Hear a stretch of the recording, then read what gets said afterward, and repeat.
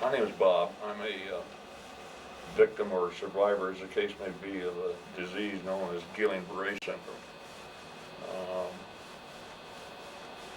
The way I understand Guillain-Barré syndrome, it is a viral disease which attacks the nerve endings and the myelin surroundings of the nerves, and basically completely paralyzes the body. It's a little bit different than some of the other spinal cord diseases in that it doesn't attach the nerves in the spinal cord, but rather in the extremities of the body itself. But the results nevertheless are the same, and that is complete paralyzation, quadriplegic. In late November of 2002, I had my annual physical and passed it with my normal mild hypertension problem with my cholesterol a little bit higher than the doctor wanted, but other than that, a very clean bill of health. How old were you then? At that time, I was 63 years old. My normal procedure was to get my annual flu shot at the time I did the doctor's office, because the timing always corresponded in the fall, and it was just the time to do it. But I was busy, and the doctor's office was busy, and so I forgot to get it. Later on, about a week or two later, I was passing by a drugstore and saw they were advertising flu shots, and so I stopped in that night to get a flu shot. The afternoon of December the 20th, I guess I'll never forget, I was up on a roof of a duplex or a townhouse where we live, and a little old lady, 85 years old, and had cancer real bad, and I was trying to help her a little bit. I was doing some painting on one of her windows, doing trim painting. Unfortunately, I was on a flat roof rather than on a ladder, and about 3:30 that afternoon, I had a feeling come over me that would be impossible for me to describe to this age. The only best way I could describe it is I felt that it sucked every bit of life out of me. I mean, it just drained me. It's almost like I looked down at my feet to see if the blood was draining out of my body. And it left me, after a 5 or 10 minute period of time, it just left me unable hardly to even stand up. And so I finished what I was doing, and over a period of time managed to get my paintbrushes and my paint and so on and forth and get down the ladder, and I had to call for help to get a little small aluminum ladder into my pickup. That's how weak I was. I went home, and the weakness gradually subsided, and I started feeling better, other than I had a small amount of tingling in both of my feet and my right hand. It was Friday evening, and I think we went over to our neighbors and had a Friday evening cocktail with them, and talked a little bit, and then we came back to the house, and I took a shower, ate dinner, and told my wife I wasn't feeling real good. I thought I'd go ahead and go to bed a little early. It took a couple of times, and went to bed. At about 1:30 in the morning, I woke up and needed to get up and use the restroom, and I remember going into the restroom half asleep as I was, but I remember I almost fell. I had to catch myself. I made it back to bed okay without falling, but I woke my wife up and told her, I said, I just almost fell. Both of us went back to sleep. At 3 o'clock in the morning, I woke up again and realized that I couldn't even move my legs. They were gone. And so I told my wife, I said, you've got to get me to the hospital, find out what's going on. At that time, I thought maybe I'd be able to walk down the stairs, but I realized when I couldn't stand up that she had to call 911. The paramedics took me to Clear Lake Hospital, and I got into Clear Lake Hospital about 4:30 in the morning when they were checked in through emergency. The doctor on charge there called in a neurologist, and she did a CAT scan, an MRI, full body MRI, and she had to do a spinal tap. One of the few things I remember about going into the hospital was, number one, I had to pee real bad, and I couldn't. My bladder was starting to shut down already, so they had to put a Foley catheter in. The other thing I remember is laying on a gurney waiting to go in to get that spinal tap, and the doctor said, you know, this will show it's either a stroke or it's Guillain-Barré, and let's hope it's a stroke. And that basically is the last thing I remember for the next 2 months. I was transported to, I'm getting ahead of myself, they tried a treatment on Guillain-Barré at Clarke Hospital. I'm not sure exactly what the treatment is, but it involves some steroids, and they put pretty massive doses of steroids into your body.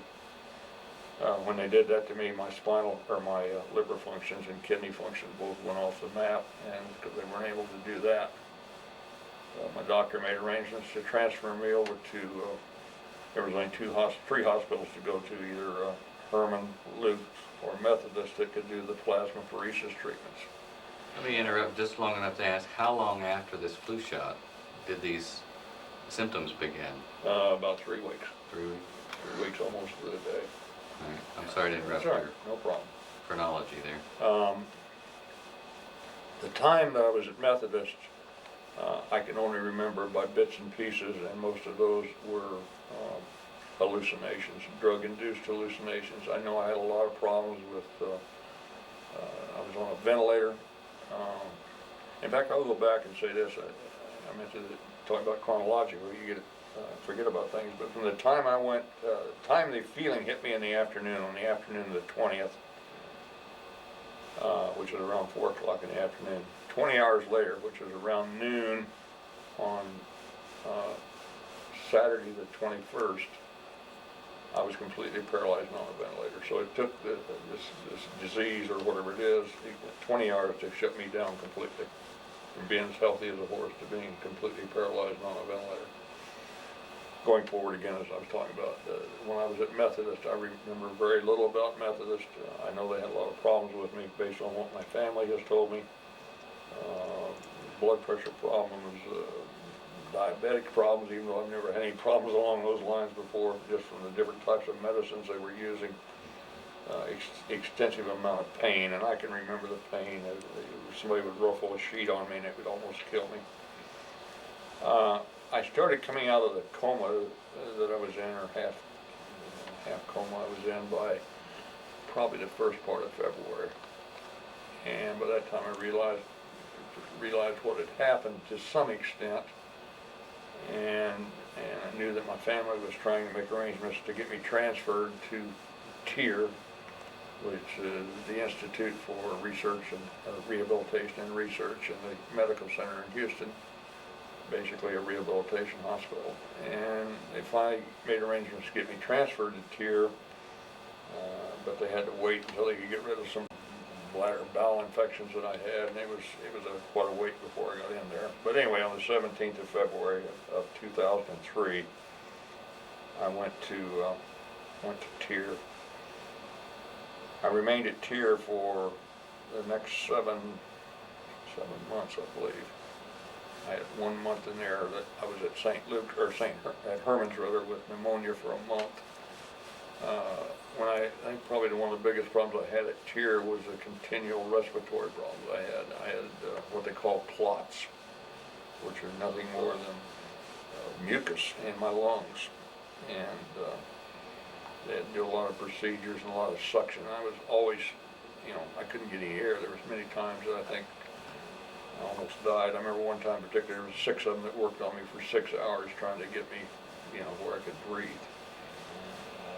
So some of those episodes were very, very scary. And as a result of the 6 or 7 months I spent at TIR, I don't think that I really got much rehab, and that's not directed as an insult at TIR. It was directed simply because I was in such bad physical shape, I had so many clinical problems that I was unable to tolerate much therapy other than some stretching and a few mild things. I can remember back then to just do anything at all was just absolute torture. Absolute torture. From pain? Pain. Absolute. And it was at that time that my doctor at TIR introduced me to help me with the drug they use for the pain, for neuropathy. Neurontin? Neurontin. Yeah, that's where I was introduced to that, and that helped the pain somewhat. but I still had a lot of problems there. Tell And me, when did they perform your tracheostomy and colostomy and all of the okay, the interventions? trach performed at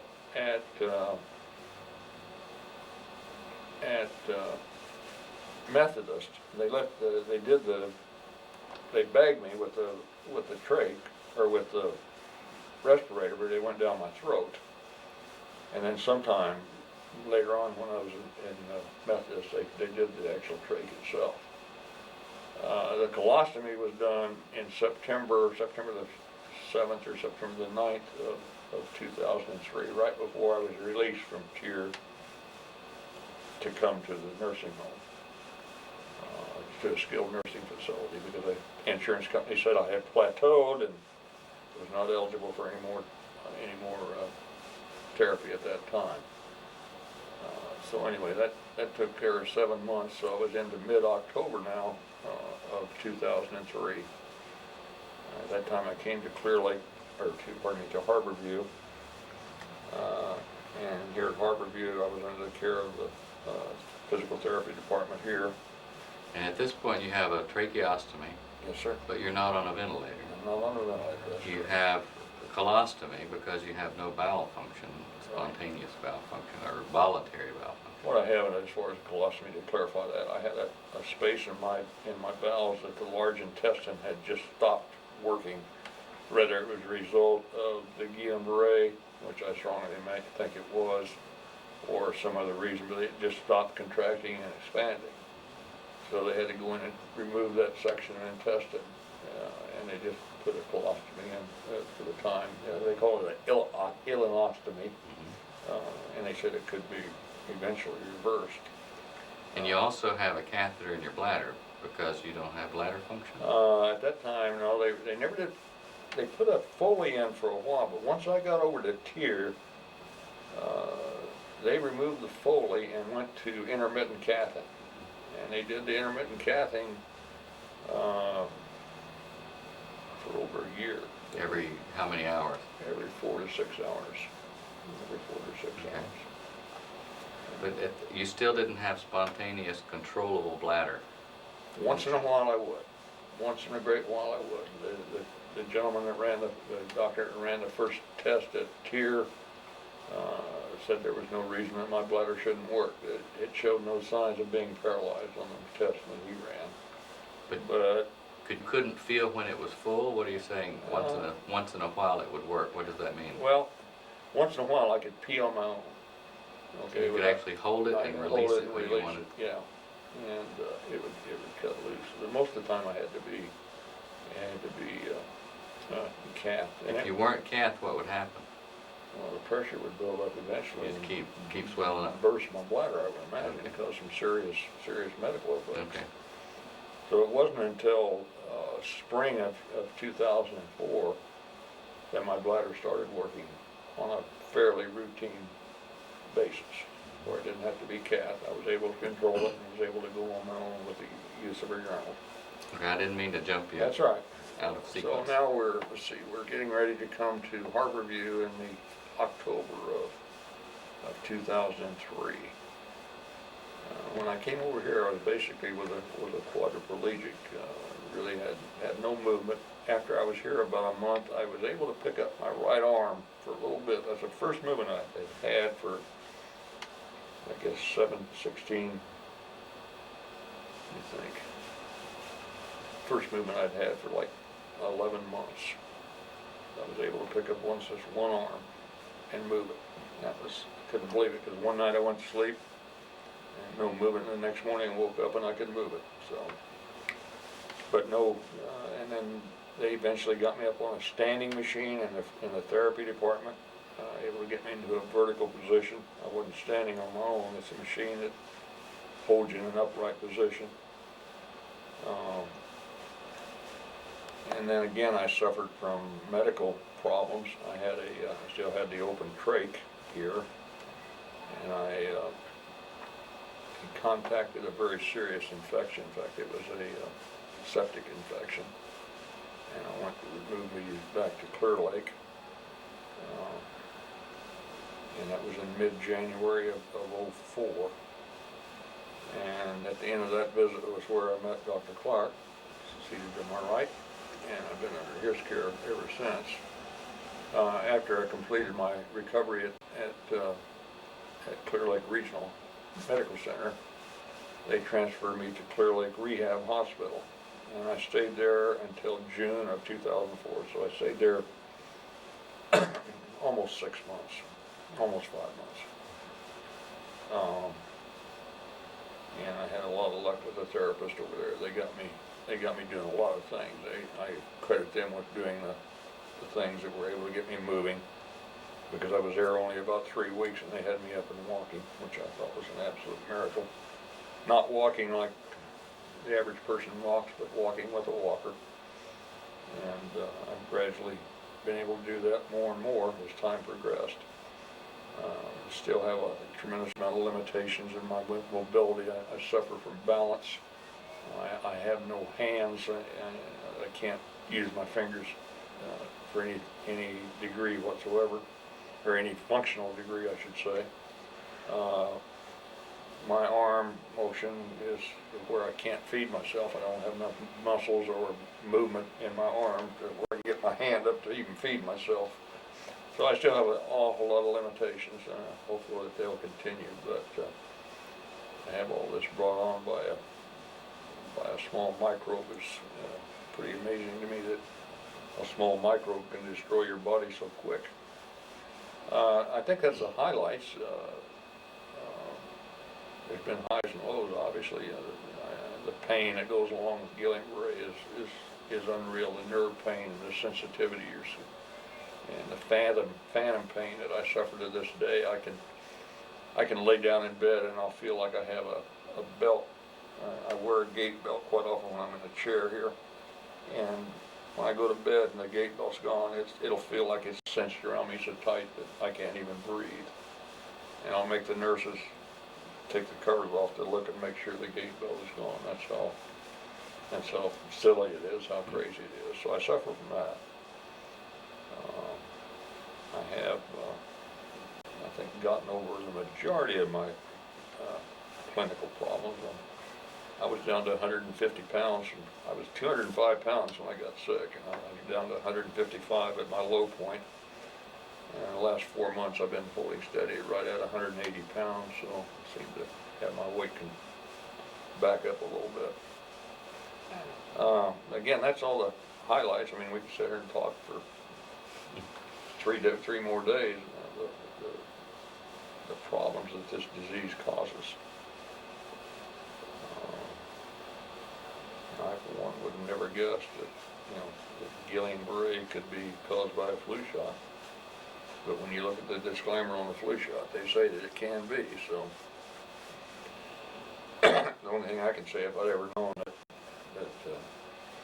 what I have now, the condition I'm in now, as a result of taking the flu shot, I just said to bring on the flu. They gladly suffered through the flu many times as opposed to what I've had now.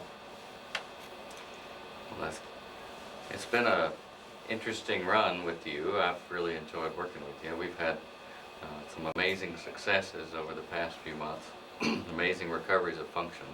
You were talking about your bladder returning in the spring of 2004 after we started working with you there at Clear Lake Rehab Hospital. And you're continuing to get more back. It seems to have slowed since January of 2004, but it's still progressing. And that's the encouraging part. The sensation return in your feet is probably best noticed by you as not as bad of pain levels and not as severe a numbness, rather than real sensation. Right. So we still are fighting quite a few battles, but we've got you on a medication program it's rather unique, and I'll go into that another time, but I think it's important to hear your story and hear how you what you've gone through in the past 18 months. It's been almost 2 years now. Almost 2 years. 20th of next month, That's it'll right. be 2 years, Doctor. You're exactly right, it is 2 years. 2 years from hell. It really has been.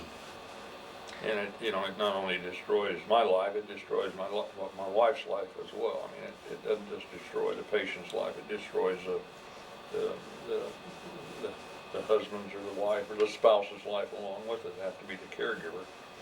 That's the thing that people find when they have a debilitating disease that goes on and on and on.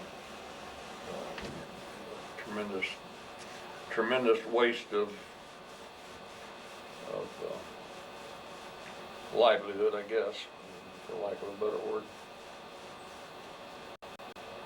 But I would certainly love to be able to prove the connection between the FluShot and the Guillain-Barré, and I'll go to my grave convinced that that's where I come from. Nobody will ever convince me different. I wouldn't try. Nobody will ever convince me different. Well, the nice thing is that we have a Harborview Care Center here, and that I can't speak more highly of an institution. They allow us to do our medication protocols. They have excellent therapists, and they've been working with you, and Paul and Joni, and I guess the occupational therapist before her have also continued to expand on what we did at Clear Lake Rehab Hospital. Right. And hopefully we'll be able to continue to see more progress with you. I appreciate you sitting with me and telling me the story that I don't think gets out. I don't think there are enough people, and certainly not enough physicians, that understand some of the ramifications of our vaccinations and our treatment protocols that can also have downsides as well as up. It's been the thing that has been amazing to me is the number of people in the medical profession. I can't say so much doctors, but I'm talking of RNs and certainly LVNs and maybe a doctor or two. A lot of interns that I've dealt with. I've seen a tremendous amount of interns over the time at TIR and time at Methodist, I guess, that I recall. None of them knew what Guillain-Barré was. They had no idea what it was. That's true. Yeah. There's also an awful lot of people that said, well, I'll never have another flu shot. Yeah, that's certainly the take home for me. And at the same time we were working with you at Clear Lake Rehab Hospital, I believe there was another gentleman. Jim Grant, or Jim. Yeah. So we'll go into some of the pharmacology of what we tried and what seems to have really sparked a dramatic turn in nerve recovery, muscle growth, and we'll go into that later on in this video. But I think just hearing your story has been terrific. Good. Thanks for glad to tell. Yeah. Thank you. Yeah. Now get me up out of this wheelchair. Yeah, we're still working on that. Still working on that. First time I was here, I was a complete quad, with no movement. He had no movement initially, and part of the reason, and you're exactly right, part of the reason that elbow couldn't get to his mouth now is that after lying for 18 months like this, all those tendons shortened up and contracted, so he wasn't able to bend his elbow to his mouth. And this is a dramatic change from what he was. We've actually been able to stretch out these triceps tendons so that he's really close to self-feeding. So the work that Joni's done and the other therapists done, both with gait and with stretching, has been really dramatic just in the past few months. Charlotte, you look on 101, Charlotte 101. Turn it, follow him as he turns.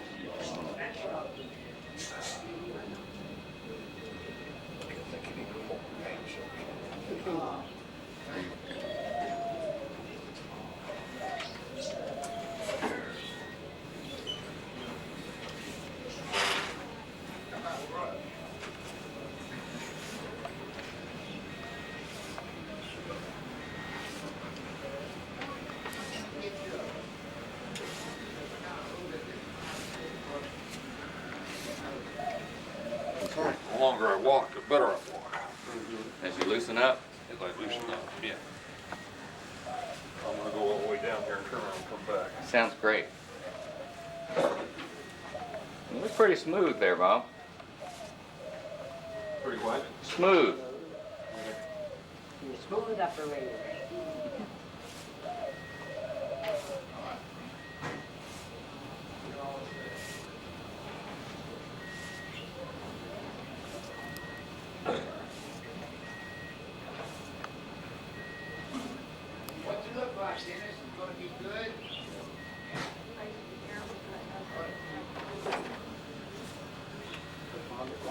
See.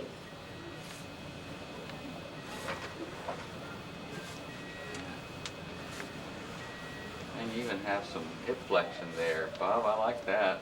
Get to the mirror, Yeah. lift my right knee.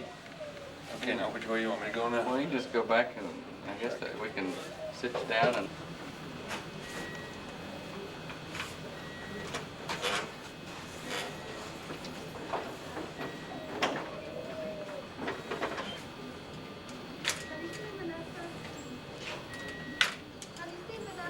Yeah, she just went that way.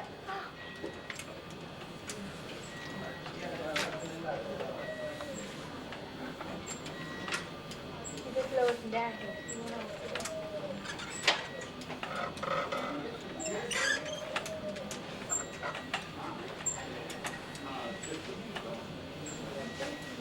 Now, Joni's in here. She could probably talk about my arms too. It'll be great.